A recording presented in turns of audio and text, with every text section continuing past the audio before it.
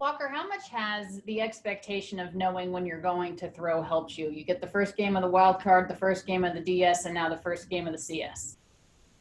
That's how we do it all year, so it certainly helps. But um, I think between Clayton and I, it's just kind of knowing we're going to throw the first two games and trying to help us win that way. I think definitely lets us kind of settle in, not as sporadic. Obviously, us winning three games in the last series allowed us to kind of take a breather and move forward to this series instead of trying to bounce back. So, that's a big help for sure. You're going up against the second most potent offense in all of baseball, you guys being the first. What makes Atlanta so dangerous, and how do you game plan for that offense?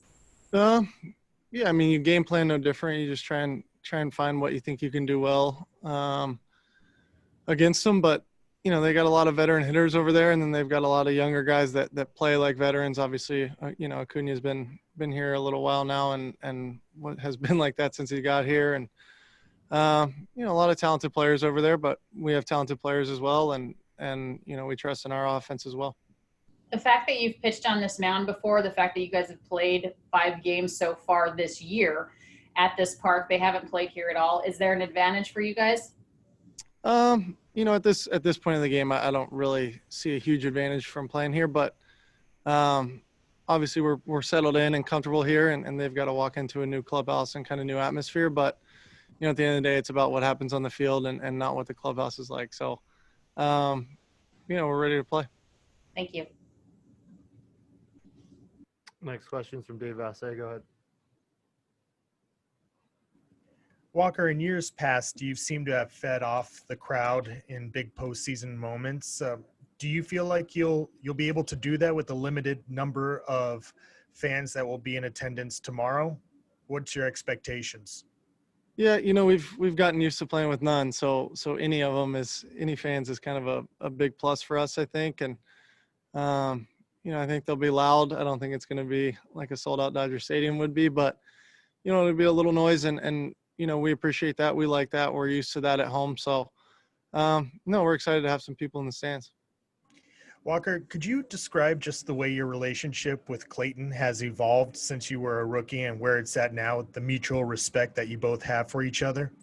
I don't know. I think it's probably hasn't changed a whole lot on my end. Obviously, walking into a clubhouse with a guy like that, there's going to be instant respect, and obviously just watching what he does day to day, that obviously hasn't changed for me. So, anything the other way, he'd probably have to ask him, but I can get away with a little bit more and give him a little more crap than I used to. So, maybe that's just because I've been here a little bit now.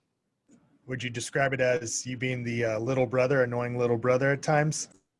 Yeah, probably more annoying than little brother, but definitely a little bit of both. Thank you. Next question is from Jorge Castillo. Go ahead. Hey, Walker, you mentioned learning from past failures. In that start against Atlanta a couple years ago, what did you learn about yourself? We've talked about this game so much now, especially after kind of how eerily similar it was against San Diego. But, it is what it is. I think learning how to, control what you can control is a big part for me. I think understanding that, especially in the playoffs, you're kind of one pitch or a couple good pitches away from getting out of things. At the end of the day, I failed and life wasn't over. Our team didn't fail. We didn't disband everyone. We kept playing and got to the World Series that year. So I think maybe taking a little pressure off of your singular performance and understanding that you're part of a unit was a big thing for me at that point. And does pitching in a place like this where fly balls tend to die allow you to be more aggressive than maybe usual? I'd like to say, yeah, but I walked 4 the other day, so I can't really say that I've, practiced what I preach on that one. But, it is what it is. I think the ball's either going to go out or it's not, or, we've hit a lot of balls hard here that didn't go out. And, but at the end of the day, we feel we can score runs kind of both ways, and most teams can. So, you can give up 2 hits and give up a run or give up one homer. It doesn't really matter. It's about putting up zeros. Thank you.